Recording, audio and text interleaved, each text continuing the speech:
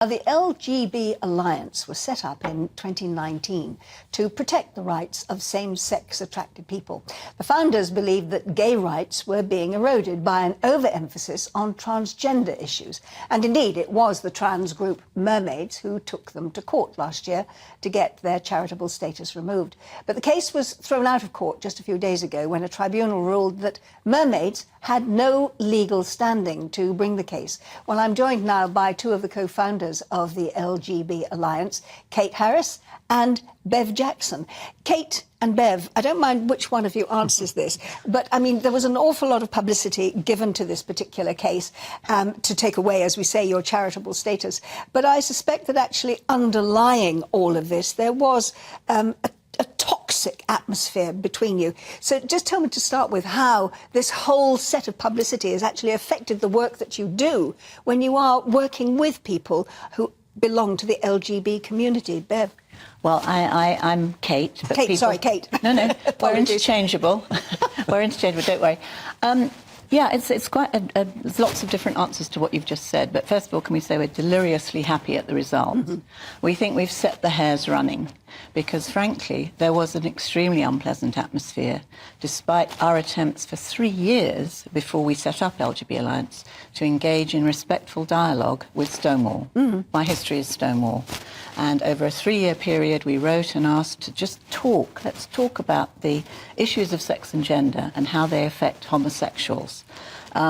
We think, when I say we've set the hairs running, we think the era of no debate is over. Because for 8 years now, Stonewall and the cottage industry of TQIA plus groups. It's become an alphabet, hasn't it? It has. Yes. And don't forget, well, anyway, let's not go there. But we think that no debate is, as a mantra, is completely incompatible with being in a liberal democracy. And all we've asked for all along is not that our views should prevail, but that we should allow a plurality of thought. So let me just say what exactly is the difference, perhaps, between LGB Alliance and all the many, I think I can say hundreds of groups which call themselves LGBTQIA+. The difference is that LGB people are simply people who are attracted to others of the same sex. Yes. That's it. Yes. It's a very simple... So you're homosexual or you're lesbian? Or bisexual. Or indeed. bisexual. Yes, and that's it. And we don't share any particular beliefs or any particular political persuasion. It's across the political spectrum and so on. The other groups that call themselves LGBTQIA+, and whatever, are in fact not LGBT. What they have in common is a belief. They believe that everyone has a gender identity. And moreover, they believe that gender identity is more important than sex. So if you follow that to its logical extreme, two men who both consider themselves identify as women can be a lesbian couple. We say that is not only absurd, but also quite offensive to actual lesbians. So, I mean, you were actually set up to protect the rights of the LGB community. Yeah. How has all of this affected the work that you actually do at ground level, as it were? Because you have so many different projects underway, don't you? Yes. How has that been affected? Well, it's interesting. We started, as you said, in 2019. We started very quickly and unexpectedly. We had no idea what was going to happen. We became a limited company. We realised we should be a charity. And within 14 months of setting up, we were a charity. But from the beginning, we were very structured and organised. In fact, we modelled ourselves on the best of what Stonewall used to be. Mm-hmm. As I said, my background is Stonewall, Bev's is Gay Liberation Front. So we had a business plan 3.5 years ago, and the top project that we wanted to set up was a helpline, for an LGB helpline for confused young people. Now, our focus has always been on children because I know from primary school days, Mr. Higgins was my teacher. I was 9, and at PE, he'd divide the class. Boys and Catherine Harris over there, girls over there. Because I was athletic. I was the best in the form at football and cricket. So I went off with the boys. Now, today, a very well-meaning teacher would take me to one side and say, you know, Catherine, there is such a thing as a gender identity. did you ever think you might be born in the wrong body? And I guarantee, I mean, I was a very vulnerable child. I would have jumped at the attention. I would have gone for the testosterone, the puberty blockers, the double mastectomy.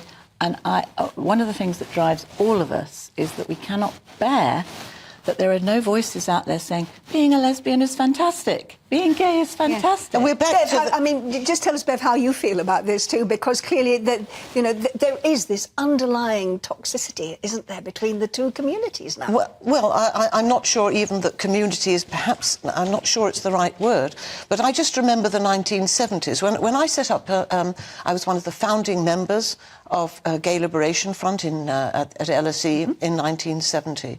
And it was really important, we emphasised at the beginning of Gay Liberation, that gay liberation went hand in hand with women's liberation. We were fighting sexism in society. And there was a lot of sexism. And if you were a lesbian in the 1970s, as I was, I came out very early, you would hear from men, jokes, it was a joke. It's still, unfortunately, in many circles, a joke.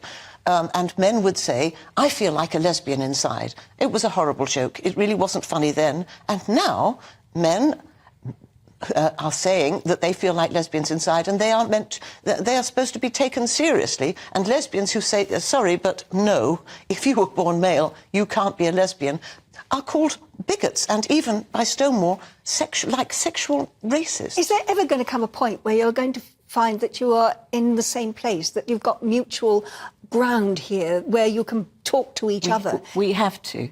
We must. Mustn't you? There is no choice. And this is what we've always said. We live in a liberal democracy. We're proud of the values of the Enlightenment. And the only way forward is dialogue and finding common ground. But we have been so badly slandered and defamed. And you believe that is slander and defamation? We have constantly, yes. And we are virtually unheard. Thank you for having us on. Other channels do not have us on. Our adverts have been banned from newspapers. Our voice has constantly been silenced. So to anybody who's new to this, I would say, please look at our website, LGB Alliance's website. Please look at our YouTube channel. We can only get our message out through social media, and our message is about dialogue, facts, respectful debate, and above all, prioritising truth to children, because we're going through an extraordinary phase in history where black is white. The opposite of what you see is the reality. Yesterday, there was a very large demonstration in London, which was actually about not LGB rights, but trans rights.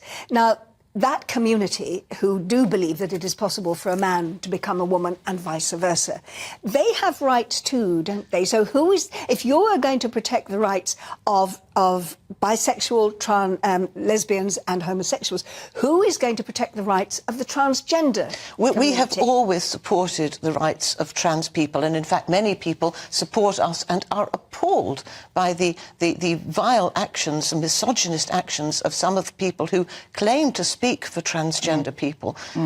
Transgender people have every right to be free from discrimination, for instance, in public services and so on. And if I saw a trans person being harassed in the street, I would be the first person to leap to their defence, because I will not stand for it. I have supported minorities all my life, and I will not stand for it. But when you hear people say trans rights are human rights, we all believe that. What they mean is people have the right to just say what sex they are. That is what they mean. That is what trans rights or human rights mean. It means people have the right to say whether they're male or female. And we don't believe that. We don't believe you have the right to say whether you're male or female. We do believe there are two sexes. In fact, that isn't really a belief. It is a fact. People are born male or female. Well, you say you need dialogue. What is it going to take to get that dialogue started and to get it actually to continue on a pleasant platform, let me put it that way, rather than a toxic one? It's a really good question, and I think the judgment is a really good starting point. And the tribunal have written, and the Charity Commission said this at the beginning, a sign of a healthy democracy and how you move forward is debate. And that is the only way forward. We need to be allowed to take part. And up until now, as I said, the mantra overwhelmingly has been no debate. That period is well and truly over. It was very interesting, if I could just say one more thing. Very briefly. Yes, the Charity Commission lawyer said at the trial, in this very non-collaborative way, in fact, Mermaids and LGB Alliance are collaborating to produce the dialogue that you say we should have. That should be the key to get them to do it. Thank you both, Kate and Bev, very much indeed for joining us.